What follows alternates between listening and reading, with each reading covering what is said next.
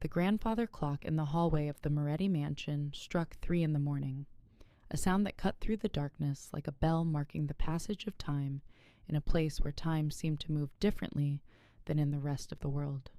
Elena Russo was in the kitchen on the ground floor, her hand moving methodically as she polished silver serving pieces that would not be used for another 6 hours. This was her midnight ritual. The hours after midnight, before the first light, were her domain. In these hours, the mansion became more hers than his, more hers than it would ever truly be. She had worked in this house for 3 years. 3 years of moving through rooms like a ghost, of anticipating needs without being asked, of rendering herself invisible. 3 years of seeing Luciano Moretti only in the evidence of his presence, dishes left on tables, clothes to be washed, rooms to be cleaned, the ever-present weight of his occupation that clung to the very air of the mansion like cigarette smoke that would never quite air out no matter how many windows you opened. She had never seen him look at her. She had made herself easy to not see. Elena was 24 years old and had learned early that the world was divided into the seen and the unseen, the powerful and the powerless, and that, if you were smart, you made yourself small enough that the powerful would never bother crushing you.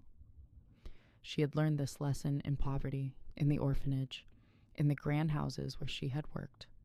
She had perfected it. She was the most invisible person in a house full of visible danger. Her mother had been a seamstress.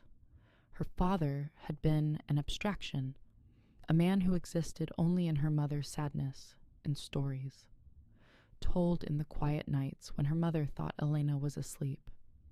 Her mother had died of pneumonia when Elena was 18, and Elena had learned that even love was not enough to protect you from the world's indifference. So she had trained herself not to love, not to need, not to hope. Or that was what she told herself on the days when her heart felt heavy with the weight of loneliness, when she looked out at the world and felt utterly separate from it, like a ghost moving through a life that belonged to someone else. The silver pieces caught the light as she polished them, each one reflecting the small kitchen light like tiny moons. Her hands were rough from this work, but she moved with the grace of someone who had learned that even small tasks could be performed with dignity if you chose to think of them that way. The work was repetitive, meditative. It let her mind wander while her hands stayed occupied. She thought about her mother as she often did in these quiet hours. Her mother had believed in goodness, in the essential kindness of people, despite evidence constantly to the contrary. Her mother had sewn clothes for families she barely knew because they needed clothes, and she could provide them. Her mother had given away half of what little money she earned because other people had even less. Her mother had believed that the world was worth loving. Elena had learned different lessons from her mother's life and death. She had learned that goodness was often punished, that kindness was frequently exploited, that loving the world too much would only break your heart. She had learned that it was safer to be invisible, to want nothing, to expect nothing, to render yourself small enough that the world's cruelty could not quite reach you. The mansion at night was a different place than during daylight hours. During the day, it felt like a museum, cold, controlled, filled with evidence of accumulation and power. But at night, especially in these deepest hours before dawn, the mansion seemed to breathe. It seemed to settle into itself like an old animal resting. The shadows grew deeper. The sounds became more pronounced, the creak of ancient wood, the groan of pipes, the occasional sound of wind-rattling windows that had been locked for decades. Elena had learned the sounds of this house the way another person might learn a language. She knew which floorboards would creak under her weight and which ones would stay silent. She knew which doors needed to be opened carefully and which could be pushed open without announcing her presence. She had become so adept at moving through this space invisibly that the household staff sometimes seemed surprised to discover her in a room, as if they had not realized she was there. Tonight the house felt particularly still. She had cleaned the dining room where Luciano had dined alone, the meal barely touched. She had collected the dishes from his study, where he had worked late into the evening, documents spread across his massive desk. She had found the glass of whiskey he had left half full, already starting to go flat and stale. She had cleaned his bathroom with meticulous attention, ensuring that every surface gleamed. And now, as she polished the silver in the quiet kitchen, she allowed herself to think about the fact that she was 24 years old and had no life outside this house. She was essentially married to her job, devoted to the service of a man who did not even know her name. The thought was not new. She had learned to accept it the way she had accepted all the other diminishments that came with being poor, orphaned, and entirely dependent on her employment. This was the life she had chosen, or rather, this was the life that had been available to her, and she had chosen to survive within it rather than allow herself to hope for something different. She set down the last piece of silver and carefully dried her hands on a towel. The clock in the hallway would strike 4 in just a few minutes. In 2 more hours, the household staff would begin to wake. In 3 more hours, the house would come alive with the sounds of people moving through it, with the machinery of wealth and power grinding into motion. But for now, in these last precious moments of deep night, the mansion was hers. The silence was hers. The invisibility was hers. And then she heard it. A sound so unexpected, so utterly incongruous with the deep silence of the mansion, that at first Elena did not recognize it for what it was. It was a muffled sound, coming from somewhere in the upper floors of the house. It sounded almost like a human voice, but filtered through distance and walls and doors, making it sound like something else entirely. And then she heard the crying. It was a sound so foreign in the Moretti mansion that at first Elena did not recognize it for what it was. She stood in the hallway outside the kitchen at 3:47 in the morning, the silver polish rag still in her hand, and she listened to a sound that should not exist in this house. It was a baby crying.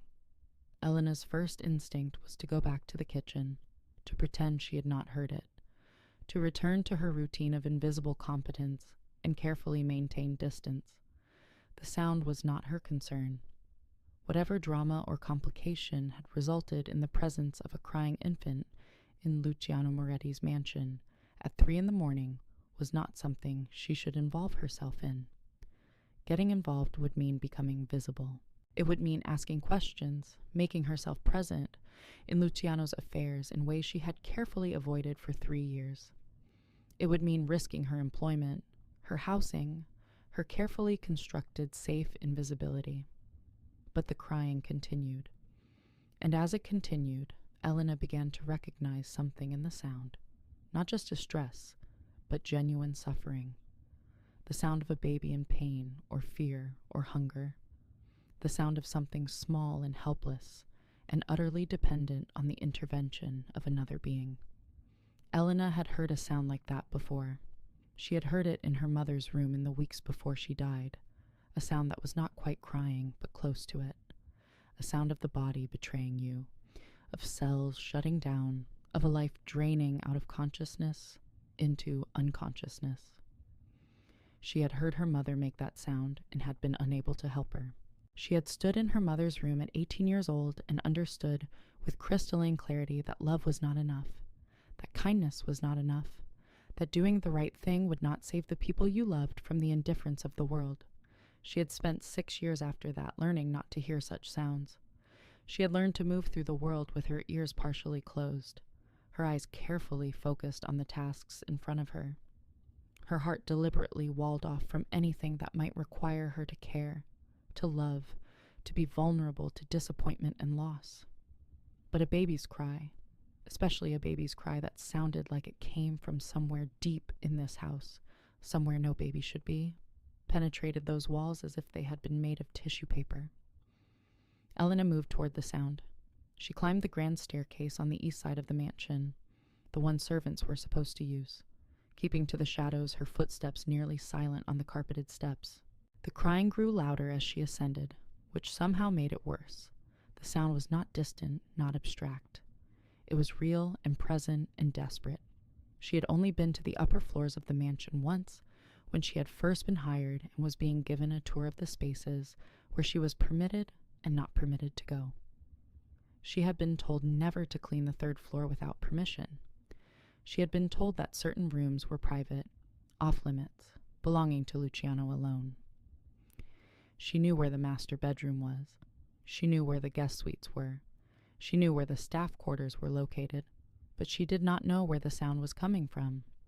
It seemed to be coming from somewhere that shouldn't exist, from a direction that didn't make sense when she tried to map the layout of the mansion in her mind.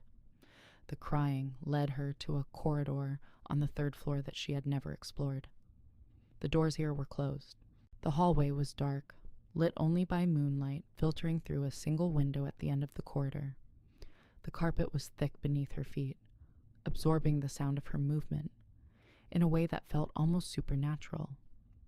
And at the end of the corridor was a door that was different from the others, ornate, heavy, old wood with brass fixtures that needed polishing.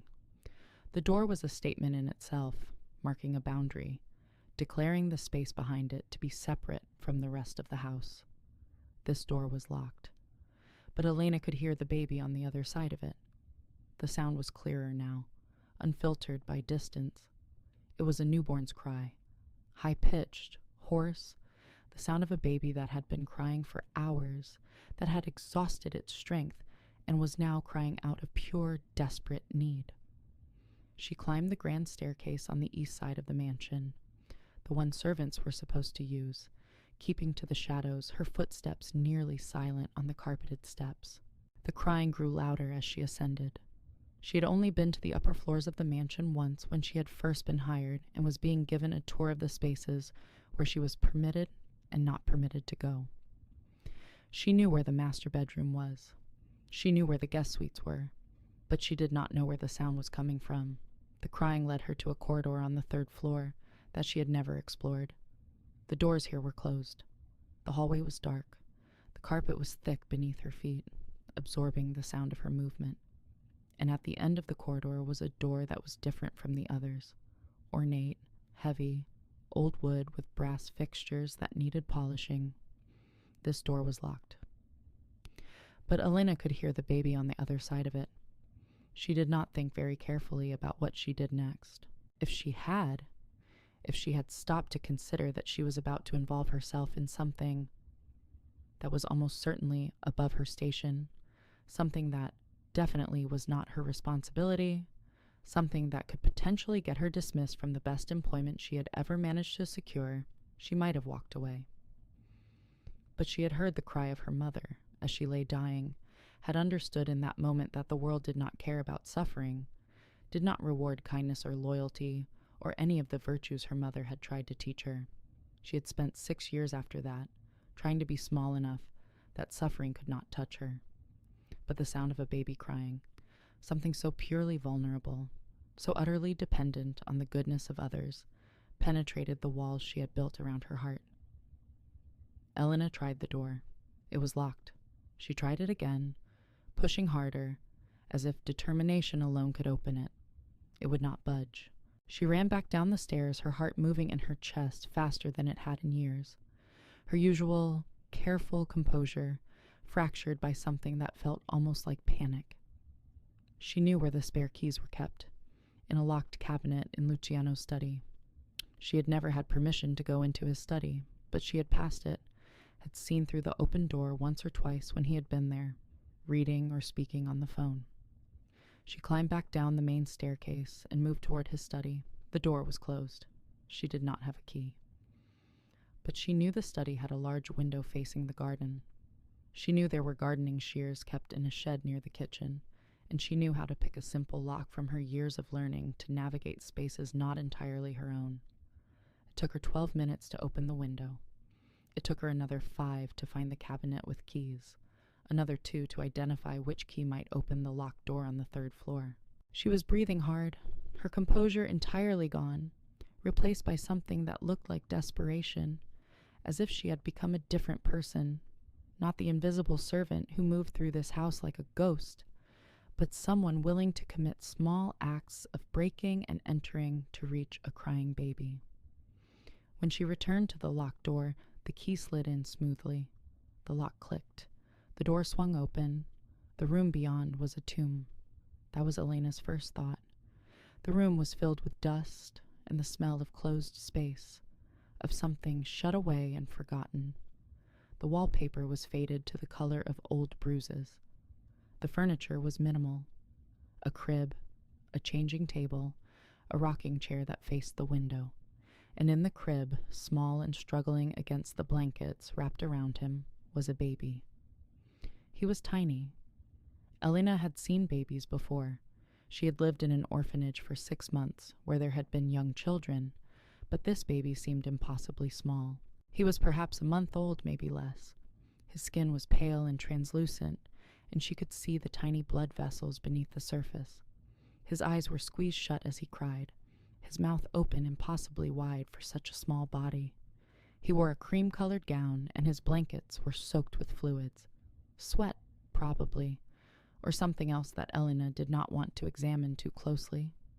His cry was the cry of a baby in distress, and Elena understood immediately what was happening. This baby was not just crying. This baby was suffering. She moved to the crib without thinking, pulled back the blankets, and began her assessment with the careful attention that came from instinct and mother knowledge, from the deep places in women's bodies that knew how to care for small things, whether or not they had ever borne children themselves. The baby was fevered. His skin was too hot, his breathing rapid. He was dehydrated, his lips were pale, and his eyes, when Elena very gently pried open his eyelids, were glazed. He had not been fed recently, and the diaper area was raw and red, the skin inflamed in the telltale signs of infection. This baby was dying. This was not a new thought in Elena's mind. She had known it the moment she heard him cry, had understood with the clarity of someone who had watched her mother die that suffering had entered the house. But seeing it confirmed in the tiny, vulnerable body before her crystallized something in her. This was not her responsibility. This was not her child. This was not her concern. And yet, Elena moved into a mode she did not know she possessed. She ran to the bathroom connected to the bedroom, found fresh towels, soaked them in cool water.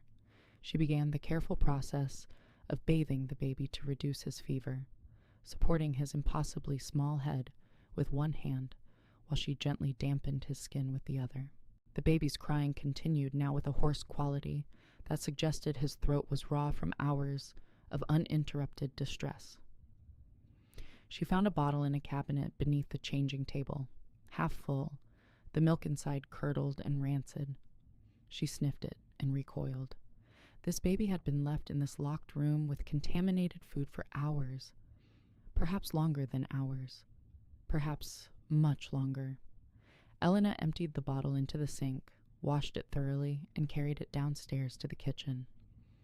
She heated fresh milk carefully, just barely warm, not hot, and returned upstairs. The baby's eyes had become listless during her absence. He was still crying, but it was a weaker sound now, the cry of a baby whose strength was beginning to fail. Elena settled into the rocking chair and held the bottle to his mouth. The baby's mouth found the bottle's nipple with the desperate urgency of starvation, and he began to drink, his tiny hands clutching at the glass bottle with surprising strength. "It is all right," Elena whispered to him, though she had no logical basis for this statement. Nothing about his situation was all right. "It is all right, Piccolo. I am here now. I am here." She rocked him as he drank, speaking softly in Italian, her mother's language, the language of her childhood, the language of comfort and lullabies. She sang to him, an old song her mother had sung to her before she died, before Elena had learned to wall off her heart against loss.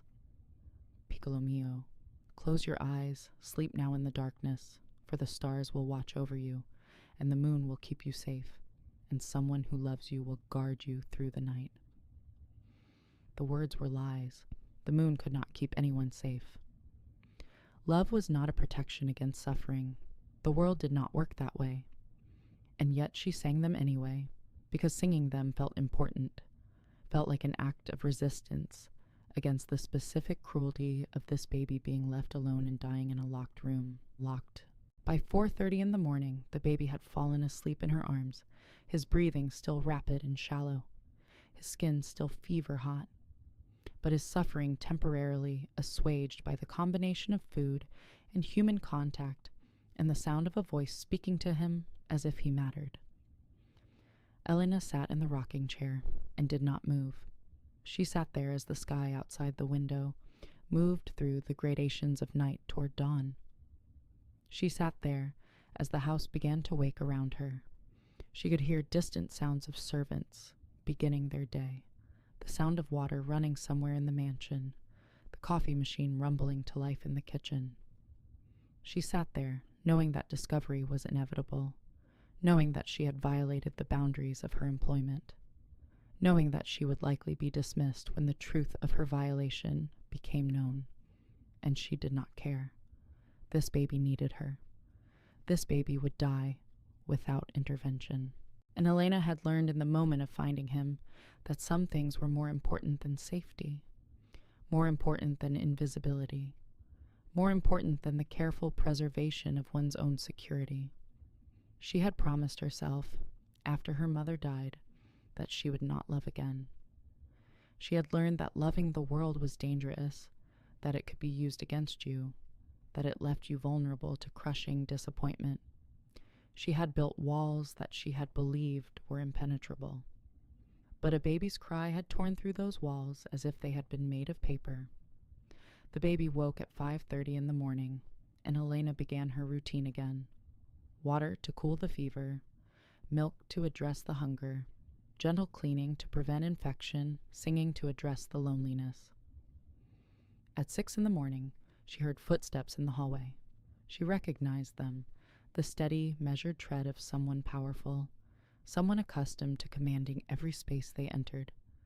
Luciano Moretti. Elena froze. The baby was in her arms, nestled against her chest. She was sitting in a rocking chair in a locked room that she should not have been able to access, in a room whose very existence most of the household staff did not know about, holding a baby whose presence here seemed to be a secret, even from the household. The footsteps passed by the door, then stopped, then came back. Elena heard the sound of a key being inserted into the lock. She heard the lock opening. She heard the door swinging inward. She did not stand.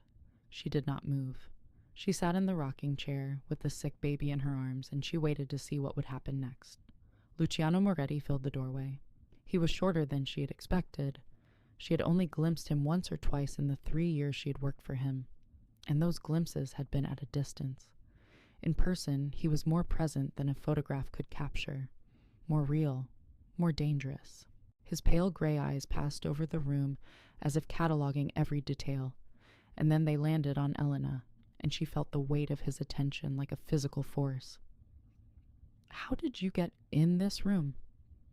His voice was quiet. This was somehow more terrifying than if he had shouted. "I heard the baby crying," Elena said. Her voice did not shake. This surprised her. "The door was locked. I found a key. The baby should not be here." Luciano's face was utterly expressionless. Elena understood in that moment what it meant to look at death. She understood that she had made a terrible mistake, that she had involved herself in something far more dangerous than she had comprehended, that she was holding something precious in a house ruled by a man for whom preciousness was a liability. "He was dying," Elena said. "I am aware of the baby's status." Luciano's eyes moved from Elena to the infant in her arms. For just a moment, barely perceptible, barely real, something shifted in his expression. His jaw tightened. His eyes softened from slate to something approaching human. "He is not my concern." "He is someone's concern," Elena said. And then, because she had decided that she had already lost her employment, her safety, her carefully constructed invisibility, she continued. "He is a person. A small person, a helpless person, but a person nonetheless. And he does not deserve to die alone in a locked room while people in this house sleep." Luciano did not respond. He did not move. For a long moment, he simply stood in the doorway and looked at Elena and the baby, and his expression was utterly unreadable. "Give me the baby," he said finally. Elena's arms tightened around the infant. Every instinct in her body screamed at her not to relinquish her hold on this small, vulnerable creature to this dangerous man.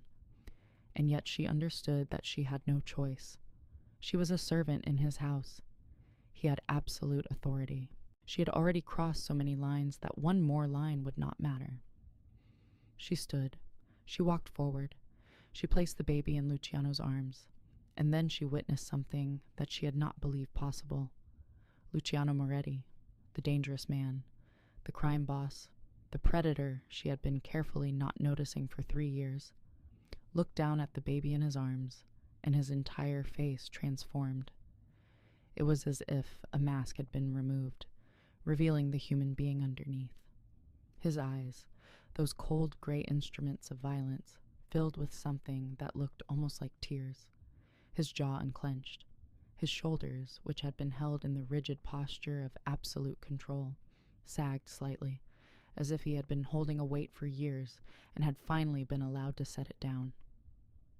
"Marco," he whispered to the baby. The name came out like a prayer, like a wound reopening after years of careful scar tissue.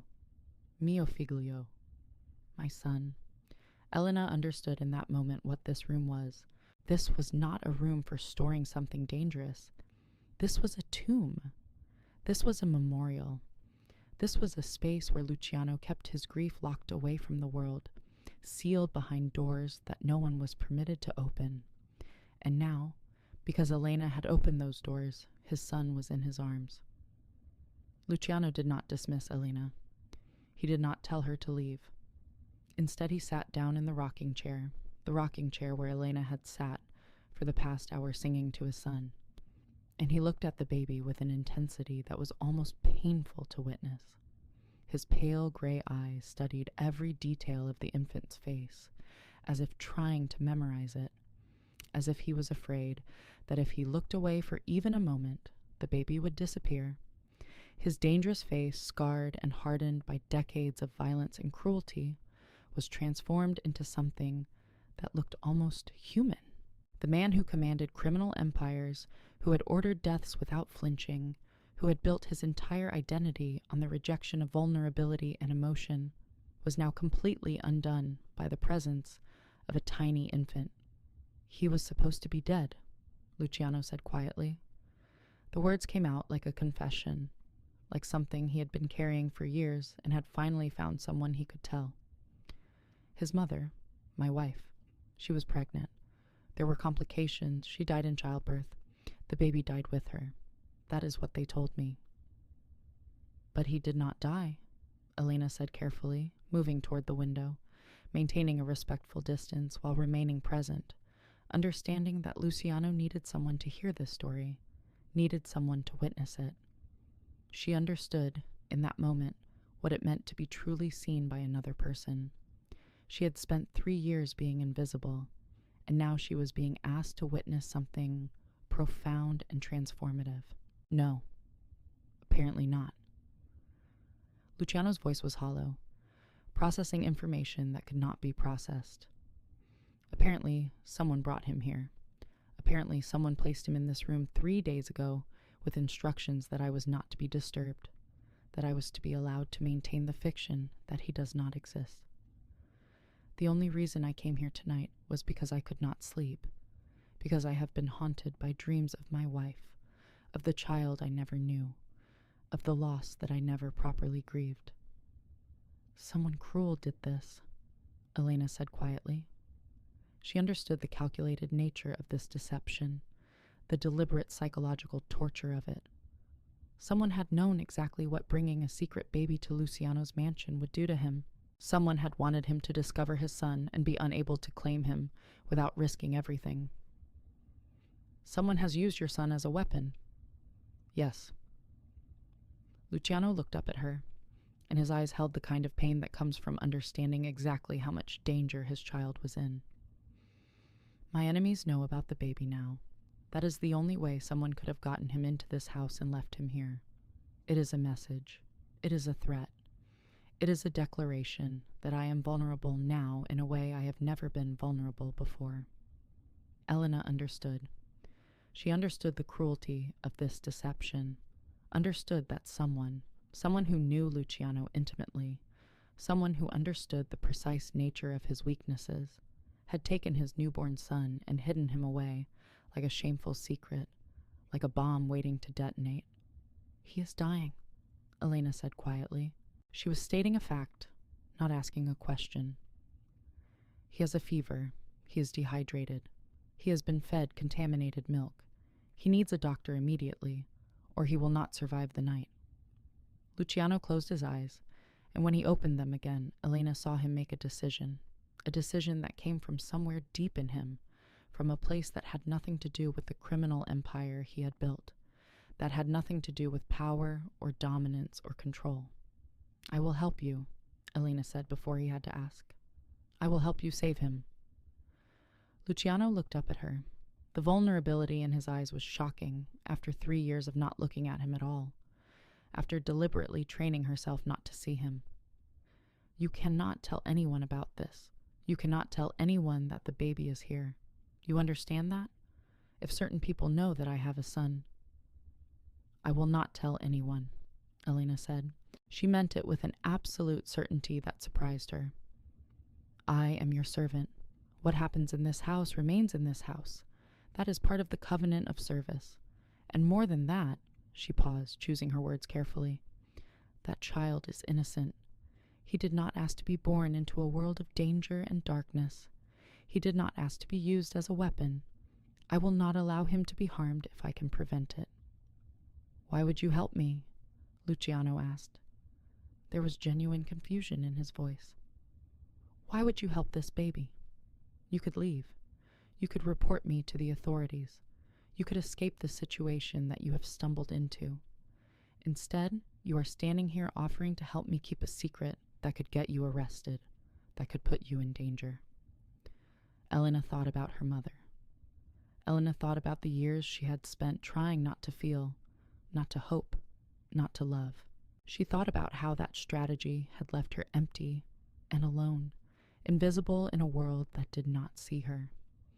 Elena thought about her mother. Elena thought about the kindness that had ultimately destroyed her mother, the goodness that had left her vulnerable to a world that did not value such things. She thought about her own carefully constructed walls, her deliberate invisibility, her choice to remain isolated from human connection. She thought about how those walls had protected her from pain, but had also cut her off from everything that made life worth living. And she thought about the baby. She thought about a newborn life that had already faced abandonment, neglect, and the specific cruelty of being used as a weapon in a larger game of power and dominance.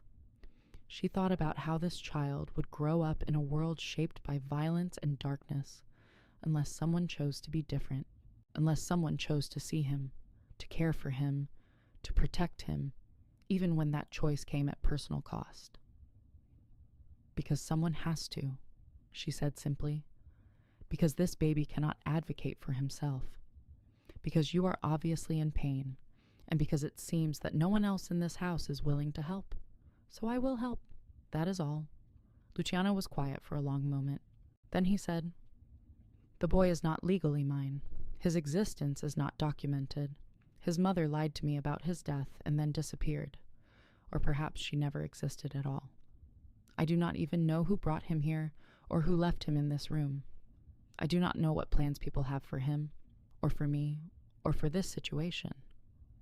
"Then we will have to be careful," Elena said. "Very careful. We will have to think this through, plan this methodically, ensure that every step we take protects him rather than endangers him further. But the baby still needs medical attention. He needs to survive the night first. We can plan for tomorrow when we know he will live to see it." "I have a doctor who can be trusted," Luciano said. "Someone who has kept many secrets from me over the years. Someone whose loyalty was purchased long ago with enough money that he would never dare to betray me. But if I bring him here, if I acknowledge the baby's existence, then the secret will spread. There will be people who want to use this against me. There will be enemies who will try to use my son as leverage." Elena understood the complexity of the situation immediately. She understood that bringing a doctor here would create a witness, would expand the circle of people who knew about the baby, would potentially put the child in even greater danger if that knowledge reached the wrong people.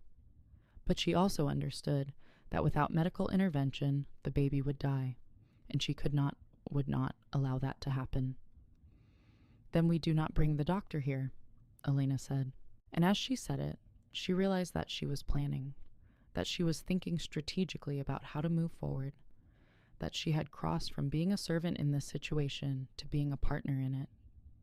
"We bring the baby somewhere safer, somewhere he can be cared for without attracting attention." She understood, as she spoke these words, that she was proposing something monumental. She was proposing that she and this powerful, dangerous man create a life outside the mansion, create a space where his son could exist, create something that could not remain hidden forever, but could perhaps be kept secret long enough for the baby to survive, long enough for them to figure out what came next. "I know a place," she said quietly. "A clinic in the city. It serves people who cannot go to regular hospitals, people who need discretion, people whose medical situations are complicated by circumstances they cannot publicly acknowledge. My mother, she used them when she was ill. They are trustworthy. They ask no questions. They will treat the baby." Luciano looked at her, really looked at her, for the first time since she had begun working in his household. He looked past the uniform, past the invisibility she had so carefully cultivated, past the role of servant that had defined their relationship. He looked at Elena Russo as a person, and what he saw there seemed to surprise him, to move something in him that had been frozen for years. "What is your name?" he asked. "I do not believe I have ever asked." "Elena," she said. "Elena Russo, but I understand if you cannot remember. I have worked in your house for 3 years, and you have never needed to know my name until now." "Elena," he repeated, and the way he said it made her feel more real than she had felt in years, as if saying her name aloud made her exist in a way that her invisible service never had. "I am Luciano." "I know who you are," Elena said quietly. The entire city knew who Luciano Moretti was. His name was spoken in whispers and fear. His reputation preceded him in every room he entered. She had been deliberately not knowing him for 3 years, had been deliberately not seeing him as a full human being. But now, looking at him holding his newborn son, she was forced to acknowledge that she had been wrong to compartmentalize him that way. He was dangerous, yes, but he was also a man capable of love. He was also someone who had just discovered that he had a son and was completely unprepared for what that meant. "And what do you think?" he asked. "Of me? Of what I am?" Elena considered the question carefully. She thought about the man who ruled this mansion with absolute authority, whose presence was so powerful that servants moved differently in his presence. She thought about the stories she had heard in the village, stories of violence and cruelty, stories of men who had crossed Luciano and disappeared. She thought about the man who had kept a locked room sealed for years because his grief was too large to contain anywhere else. She thought about the man holding his newborn son with the gentleness of someone who understood that love was fragile, that power meant nothing, that this tiny, vulnerable creature in his arms was the only thing that truly mattered. "I think you are someone who has made choices that have led you into darkness," Elena said slowly.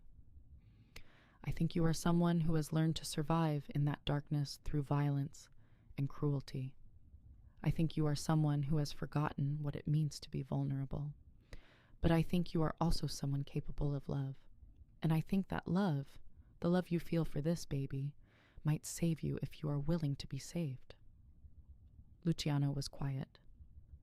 The baby in his arms made a small whimpering sound, and Luciano moved without thinking, rocking slightly, and the baby settled against his chest. Luciano was quiet for a long moment. Then he said, "The boy is not legally mine. His existence is not documented. His mother lied to me about his death and then disappeared. I do not even know who brought him here, or who left him in this room." Then we will have to be careful, Elena said. Very careful, but the baby still needs medical attention. I have a doctor who can be trusted, Luciano said. Someone who has kept many secrets from me over the years. But if I bring him here, if I acknowledge the baby's existence, then the secret will spread. There will be people who want to use this against me. There will be enemies who will try to use my son as leverage. Then we do not bring the doctor here, Elena said. And as she said it, she realized that she was planning, that she was thinking about how to move forward, that she had crossed from being a servant in this situation to being a partner in it. We bring the baby somewhere safer, somewhere he can be cared for without attracting attention. She understood as she spoke these words that she was proposing something monumental.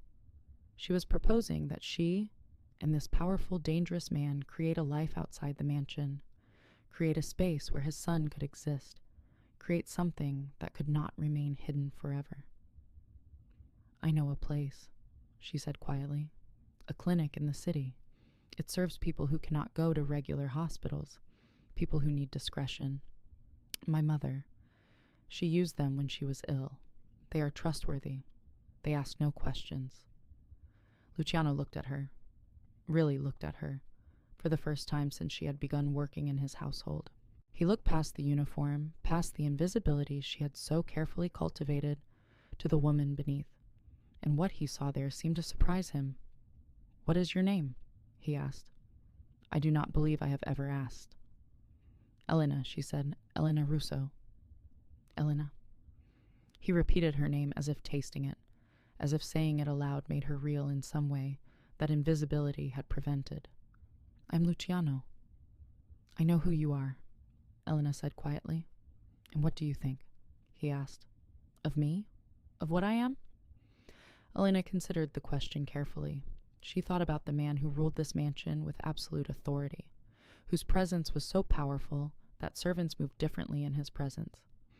She thought about the man who had kept a locked room sealed for years because his grief was too large to contain anywhere else. She thought about the man holding his newborn son with the gentleness of someone who understood that love was fragile, that power meant nothing, that this tiny, vulnerable creature in his arms was the only thing that truly mattered. "I think you are someone who has made choices that have led you into darkness," Elena said slowly. "I think you are someone who has learned to survive in that darkness through violence and cruelty.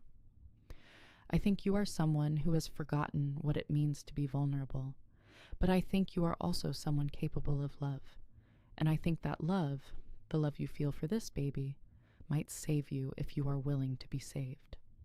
Luciano was quiet.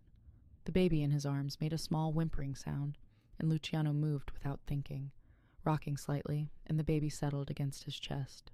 "I will need your help," Luciano said finally, "to keep him safe, to care for him, to maintain the secret. I will need you to be something more than a servant." "I will help you," Elena said, "on one condition." "Name it." "That you never hurt him," Elena said.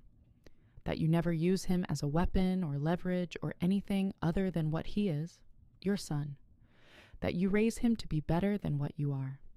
That you break the cycle of violence and cruelty that has defined your family. That is my condition." Luciano looked at his son, and when he spoke, his voice was barely audible. "I promise," he said. "I swear to you, I will do everything in my power to keep him safe and to raise him to be a good man. That is my promise to you, Elena Russo. That is my promise to him." Over the next weeks and months, Elena's invisible presence in the Moretti mansion transformed into something else entirely. She was still the maid. The household staff still saw her moving through the house with quiet competence. But she was also the caretaker of Luciano's secret, the person who managed his son's existence in ways that kept the baby hidden from the world. She was no longer invisible because Luciano saw her. The way he looked at her had changed. The way he spoke to her had changed. She had become, in his eyes, the most visible person in his world. The clinic in the city confirmed what Elena had suspected. Little Marco had been born prematurely, was smaller and more fragile than a full-term infant, and had been subjected to neglect and inadequate care that had nearly proven fatal. Dr. Castellano, the clinic director, studied the baby with a careful, professional eye, and then looked at Elena with something that might have been respect. "This child would have been dead by tomorrow night if you had not brought him to us," she said. "Whatever risks you have taken by doing this, they were worth taking." With proper medical intervention, gentle care, and the kind of attention that only love could provide, Marco began to thrive. His fever broke within days. His skin became less translucent, less frightening. He began to drink more milk, to gain weight, to develop the kind of responsive behaviors that indicated his brain was functioning normally. Within 2 weeks, he was a different baby, still fragile, still marked by his rough beginning, but no longer dying. Elena divided her time between the mansion and a small apartment she had rented in the city, in a neighborhood where no one asked questions, where a young woman and an infant could exist without drawing attention. The neighborhood was poor and working class, filled with people struggling to survive in a world that was not designed to help them. It was the kind of place where a single mother and a baby would not draw scrutiny. It was the kind of place where people minded their own business. Luciano provided the money, carefully, through channels that left no obvious connection to him. He paid Elena a sum that would have been a year's wages for her service position. She used it to rent the apartment, to buy furniture, to purchase everything the baby needed. She managed the details with the same meticulous attention she brought to managing the mansion. She brought the baby to appointments at the clinic. She administered the medications. She sang to him at night and watched as he grew from a fragile, fevered newborn into a healthy infant who slept through the night and began to smile at her face when she approached. And Luciano, the dangerous man, the crime boss, the predator, began to transform as well. It was subtle at first, a softening around his eyes when he spoke, a hesitation before making decisions, a new kind of caution in how he moved through his empire. The men who worked for him noticed. They whispered about it in the way that men whisper when they sense weakness, when they catch a glimpse of vulnerability in someone who has always been invulnerable. One of those men was Vincenzo Caruso. Vincenzo was Luciano's underboss, a man who had served faithfully for years, but who had always believed he should be in command. He was brutal in the way that men become brutal when they have spent too many years proving themselves, when they have internalized the message that cruelty is the only form of power that matters. Vincenzo had no patience for what he saw as Luciano's gradual softening. He had no patience for a boss who spent nights away from the mansion for reasons that were not explained. He had no patience for someone who seemed to be losing their edge, their ruthlessness, their absolute control. And then, one night, one of Luciano's enemies gave Vincenzo the information that changed everything. The enemy gave Vincenzo the knowledge that Luciano had a son, that his son was being kept in a hidden apartment in the city, that his son was the only leverage that would ever be needed to control the most powerful man in 3 regions. Luciano came to the apartment one evening in winter, snow beginning to fall outside the windows, the baby sleeping in a small crib in the bedroom.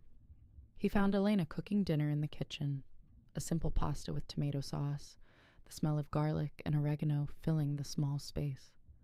When he saw her, something in his face changed. He pulled her into his arms without speaking, held her like he was afraid she might disappear. "Something is wrong," Elena said immediately. She had learned to read his moods the way she had once read the moods of the mansion. She understood his silences now, understood the things he did not say. "Vincenzo knows," Luciano said quietly. "I do not know exactly how he found out, but he knows about Marco. He came to me tonight and laid out in explicit detail what he knows. Where the apartment is, what you look like, what Marco looks like." He was making a point. He was demonstrating that he has the information, that he has the power to use it, that my vulnerability is now his opportunity. Elena felt fear move through her body like cold water. She understood immediately what this meant. She understood that Marco was in danger, She understood that the careful secret they had built was unraveling.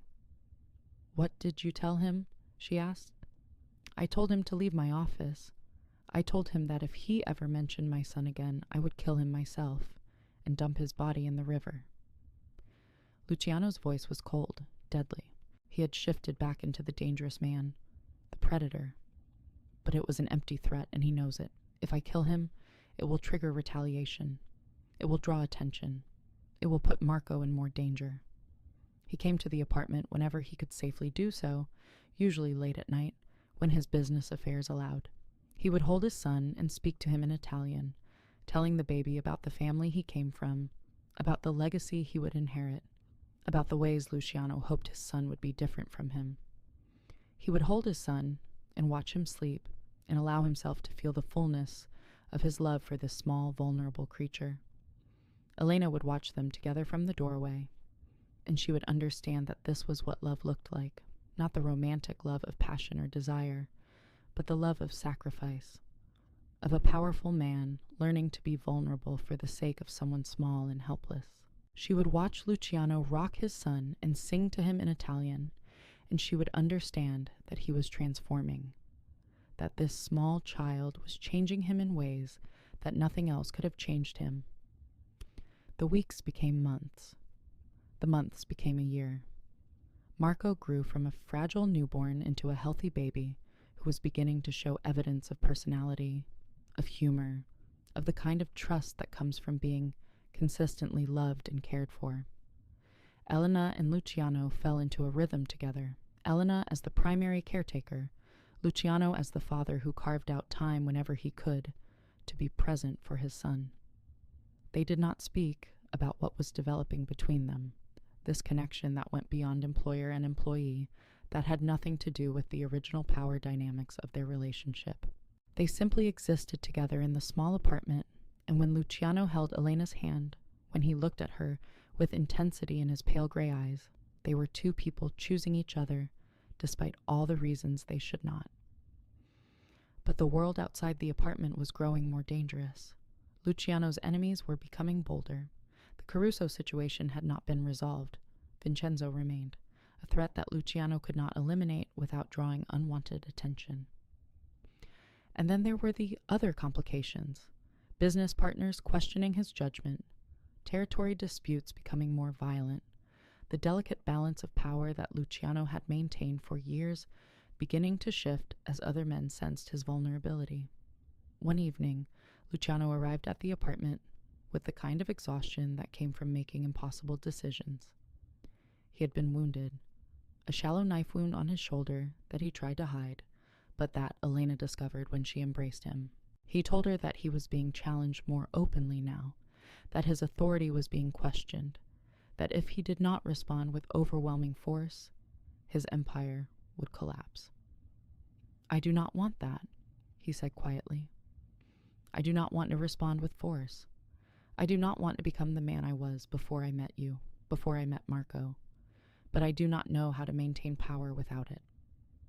Elena held him and did not have an answer. She understood that this was the fundamental tragedy of Luciano's existence, that he had built his power through violence and could not maintain it any other way, without appearing weak, without inviting attack. And then, on a night that began like so many others, with Elena expecting Luciano to arrive after midnight with the careful precision of someone who did not want to be noticed, something else happened entirely. There was a knock on the apartment door at 2 a.m. Elena was awake, nursing Marco, who was teething and fussy. She went to the door carefully, peering through the peephole to see who it was. It was not Luciano. She opened the door to find 3 men she did not recognize, and behind them she could see more figures in the hallway. Their faces were hard. Their eyes held the kind of cold calculation that came from having been paid to do a job. Her heart, which had learned to beat steadily in the face of danger over the past year, began to race, but not with the kind of panic that froze you. It raced with the kind of clarity that comes when you understand that everything you have been trying to protect is suddenly in imminent danger. "Elena Russo?" one of them asked. "I am her," Elena said carefully. She did not open the door wide. She kept Marco hidden behind her, kept him out of their sight. "You need to come with us," the man said. His voice was thick with an accent. He was not from this region. "Luciano Moretti has been arrested. He has requested that we retrieve his son and bring him to our organization's safe location. He wants the boy protected during this transition period." Elena understood in that moment what had happened. She had known that this was always a possibility, that Luciano's business, his choices, his past would eventually catch up with him. She had known that they would use the baby as leverage, would use the baby to control him, would use the baby to break him. But knowing something intellectually and being faced with its reality were two different things. Luciano had been arrested, that much was clear. But who had arrested him? And more importantly, who were these men? Were they actually Luciano's organization, or were they Vincenzo's men pretending to be Luciano's organization? Were they genuinely trying to protect Marco, or were they trying to take him as leverage? And she understood what she had to do. She understood that the only way to keep Marco safe was to refuse to give him to these men. She understood that she had to run. She smiled at the man, and then she stepped backward into the apartment and slammed the door.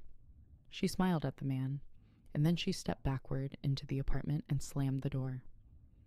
She moved through the apartment like a dancer, every motion purposeful and efficient. She had trained for invisibility, for efficiency, for the kind of movement that did not waste energy or attract attention. Now she used that training to move as quickly as possible while carrying everything that mattered to her. She grabbed the baby from his crib.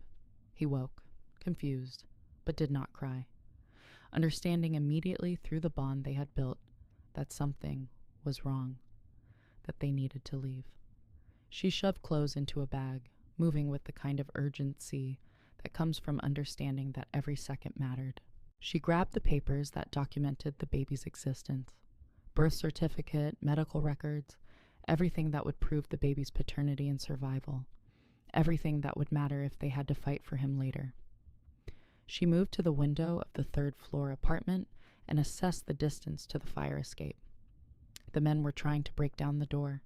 She could hear the impact of their shoulders against the wood, could hear them calling to each other, coordinating their attack. Elena climbed out the window. She descended the fire escape with the baby in one arm and a bag in the other, moving with the kind of desperation that does not calculate risk, that simply moves forward because stopping would be death. Her bare feet found purchase on the metal, her body compensating automatically for the weight she was carrying. Behind her, she heard the apartment door splinter open. She heard men rushing inside. She reached the bottom of the fire escape and ran, barefoot, into the city streets at midnight. She was a young woman with honey blonde hair and green eyes, carrying a baby and running from men who had been ordered to retrieve the child. She ran through neighborhoods she had worked as a servant, through back alleys she had learned from years of moving invisibly through the city. She ran past sleeping buildings and closed shops, past the lives of people who would never know how much was at stake in this moment, how much she was fighting for. She ran to the one place she knew would offer sanctuary, the clinic where she had taken the baby for medical care. The clinic staff knew her face.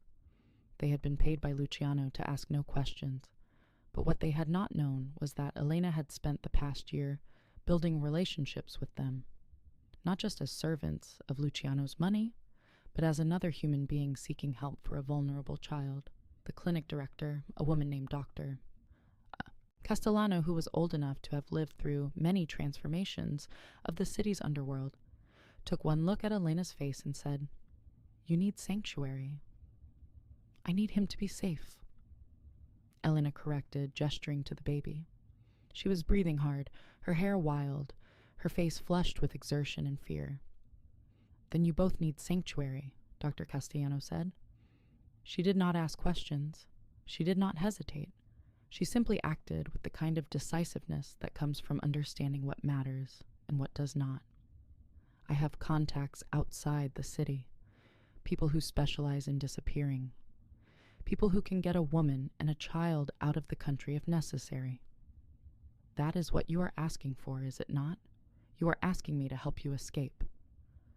I am asking you to help his son be safe, Elena said. That is all I have ever asked for. That is all I have ever wanted. Dr. Castellano made phone calls. Within hours, Elena and the baby were in a car heading south out of the city toward the coast. She had left behind everything she owned except what she could fit in a single bag. She had left behind her employment, her carefully constructed invisibility, her carefully maintained distance from human connection. She had left behind the life she thought she would live. She had chosen love over safety. She had chosen to be seen.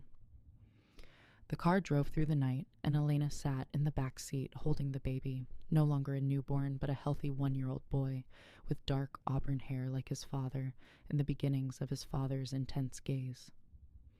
She sang to him as they drove, the same songs her mother had sung to her, songs about stars and safety and the kind of love that protected against the world's darkness. She sang because it calmed him, because it calmed her, because singing meant she was not thinking about what happened to people who tried to escape from powerful men. She thought about Luciano, arrested, imprisoned, separated from his son. She thought about the manipulation and cruelty that had tried to use this innocent child as a weapon. She thought about the choice she had made to flee rather than let that happen. She thought about how she was choosing love over loyalty, safety over devotion, her son's life over her husband's organization. She thought about her mother, who had believed that the world was worth loving. Elena had spent 6 years after her mother's death trying to prove her mother wrong. She had spent 6 years learning that love was dangerous, that it made you vulnerable, that it ultimately betrayed you. And then a baby had cried in a locked room, and Elena had discovered that her mother had been right all along. The world was worth loving. People were worth loving. The small, vulnerable child was worth everything she had given up. 3 weeks later, 3 weeks of traveling, of careful hiding, of moving through Europe like ghosts, always looking over her shoulder, always ready to run again, Elena stood on a small island in Greece with the baby in her arms. She was wearing a simple white dress that Dr. Castellano had helped her find, a dress that was modest and beautiful, and nothing like the maid's uniform she had worn for so long. A priest stood before her, and Luciano stood beside her, his eyes filled with tears, his scarred face soft, with something that looked like redemption. She did not know how Luciano had escaped. She did not ask. She understood that he had paid bribes, made deals, called in favors from people who owed him allegiances. She understood that he had burned half his empire to secure his freedom, to follow her across 3 countries, to find her and his son on a small island where no one asked questions. The man who had built a criminal empire through violence and cruelty had thrown it all away for love. He had chosen his family over his power. She also understood that he had changed. The man standing before her was not the same man who had ruled the mansion with absolute authority. This was a man who had learned vulnerability, who understood that power was nothing without someone to share it with, who had discovered that love was the only power that truly mattered. Elena Russo, Luciano said, and she understood that this was a vow, that he was taking responsibility for her in a way that went beyond employment, beyond transactional relationships. He was claiming her as his equal, his partner, his chosen family. "Will you marry me?" "Yes," she said simply. She meant it with the same absolute certainty she had felt the night she broke into the locked room and found his son. She said yes because she loved him. She said yes because he had changed. She said yes because she had learned that sometimes love was worth the risk, worth the sacrifice, worth betting everything on. The priest spoke words that united them. The baby, their son now, though not biologically Elena's, was held by the island's doctor, a man who had asked no questions when Luciano had arrived, with papers proving paternity, and a request for someone to perform a quick marriage ceremony. When the priest pronounced them married, Luciano pulled her close and kissed her, and Elena tasted salt, tears, or sea spray, or the evidence of a man learning to feel after years of numbness. She kissed him back and understood that this was redemption, not the grand kind, but the quiet kind, the kind that comes from two broken people choosing each other, building a life together, learning to love despite everything that told them not to. That evening, as the sun set over the Mediterranean, Elena stood on a terrace overlooking the water with her husband on one side and her son on the other. This was not the life she had planned. This was not the invisibility she had so carefully cultivated. This was something else entirely. This was love. This was belonging. This was the knowledge that she mattered to someone, that she was needed, that her choices had changed the trajectory of lives. Luciano looked at her, and he said, "Thank you." "For what?" Elena asked, though she understood. "For saving my son. For making me believe I could be something other than what I was. For loving me despite everything you know about me. For choosing me and our son over safety and anonymity." Elena squeezed his hand. "I did not save him," she said quietly. "He saved me. That small, crying baby. He broke through the walls I had built around my heart. He taught me that love was worth the risk. He gave me permission to be seen, to be vulnerable, to believe that the world was worth loving." Luciano pulled her close, and they stood together as the sun disappeared beneath the horizon, as the stars emerged in the darkening sky, as their son slept between them in a room overlooking the sea. They stood together as two people who had been broken by the world and had found their way to wholeness through love, through sacrifice, through the simple act of choosing each other when everything else was uncertain. 5 years later, Marco was 6 years old now, running on the beach with the unself-conscious joy of a child who knew himself to be loved, who carried no memory of the locked room where he had been born, who had no concept of the cruelty that had tried to define his existence. His dark auburn hair caught the sunlight as he ran, and his face was bright with the particular kind of happiness that comes from complete security and unconditional love. Elena watched him play, her hand clasped with Luciano's, her heart so full that it sometimes felt it would burst from her chest. She was no longer invisible. She had a name. She had a family. She had a purpose that extended far beyond the careful execution of household tasks performed for someone who did not see her. She had become visible. She had become essential. She had become loved. Luciano had transformed his empire. He had stepped back from the violence and darkness that had defined his adult life, though the process had been neither quick nor easy. He had been arrested, falsely charged by enemies who had wanted to remove him from power, but his lawyers had dismantled their case. He had been attacked. A rival had tried to take over his territory while he was detained, but Luciano had fought back not with violence but with intelligence, with legal maneuvering, with the kind of ruthlessness that came from understanding how power actually worked in modern cities. He had redirected his power toward legitimate enterprises, real estate development, investments, technology startups, philanthropic foundations. He had built schools and clinics in the neighborhoods where he had grown up. He had funded hospitals and medical research. He had used his intelligence and his ruthlessness and his strategic mind to construct a better world rather than to prey on it. It had taken years. It had required him to make deals with people he despised. It had meant accepting compromises that sometimes felt like betrayals of his own principles. It was not a perfect transformation. Elena knew that Luciano carried darkness within him still, that the choices he had made in his past could not be undone, that there were consequences for having lived a life of violence that would follow him forever. There were enemies who still wanted him dead. There were people he had hurt who would never forgive him. There were moral debts that no amount of philanthropy could repay. But he was trying. He was genuinely trying to be the kind of man his son could be proud of. the kind of man Elena had believed he could become on the night she found the baby in the locked room. He woke up each day and chose love over power. He made decisions based on what would be best for his family, rather than what would expand his empire. He read to Marco each night and taught him Italian and told him stories about his ancestors, but always with the caveat that the old ways were not the ways of the future, that Marco would have the choice to be different.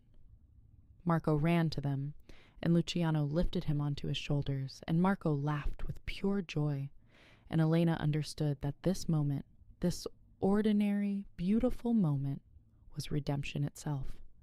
Not some grand transformation, not some dramatic awakening, but the simple daily work of choosing love over fear, of building something good from broken pieces, of learning that even the most damaged heart could learn to beat with hope. "Mama," Marco called to Elena. "Watch me run. Watch how fast I can go." Elena watched as Luciano set the boy down, and Marco ran along the beach with the absolute confidence of someone who knew he was watched over, protected, loved beyond measure. His small legs pumped as he raced toward the waves, his laughter carrying back to them on the sea breeze. She turned to Luciano and she said, "I never expected this. When I started working in your house, when I decided to be invisible, when I built those walls around my heart, I never expected any of this. I never expected to find love. I never expected to be seen. I never expected to feel like I belonged somewhere." "What are you thinking about?" Luciano asked. He always asked her this question, always wanted to know what was moving through her mind, always treated her thoughts and feelings as if they mattered, as if she mattered. "I am thinking about the night I heard Marco crying," Elena said. "I am thinking about the choice I made to go to that locked room instead of pretend I had not heard him. I am thinking about how that one choice changed everything. If I had gone back to the kitchen, if I had decided that it was not my responsibility, if I had chosen safety and invisibility over vulnerability and love, everything would be different." "It did," Luciano agreed. "You changed everything. You saved my son. You saved me. You gave me permission to believe that redemption was possible." "I think," Elena said slowly, "that Marco saved us both. I think that small, vulnerable baby taught us what mattered. I think that sometimes we need to be broken open, really broken open, to understand what is worth protecting, what is worth sacrificing for, what is worth building our lives around. I think love, real love, the kind that demands sacrifice, is the only power that actually transforms people." Luciano pulled her close, and they stood together on the beach, watching their son run along the water's edge, watching him chase the waves, watching him learn about joy and freedom and the particular kind of love that comes from being chosen, being wanted, being made safe by people who love you. The Mediterranean sun was warm on their skin. The sound of the waves was rhythmic and eternal. The moment was perfect because it was real, because it was earned through years of difficult choices, because it represented the triumph of love over darkness. This is the story of how a baby found in a locked room transformed two broken people into a family. This is the story of how love, not romantic love, not passionate love alone, but the deep protective love that we feel for those who need us, can break through the darkest walls and reach into the coldest hearts. This is the story of Elena, who learned that visibility was not something to fear, but something to embrace. She learned that being seen meant being vulnerable, but it also meant being truly known, truly valued, truly loved. She learned that the greatest courage is not the courage to endure in silence, but the courage to be present, to care, to let yourself be broken open by love. This is the story of Luciano, who learned that the greatest power is not power over others, but power to protect those you love. He learned that being strong enough to be vulnerable, being powerful enough to choose love over dominance, being ruthless enough to build a better world instead of destroying it, these are the greatest achievements a man can accomplish.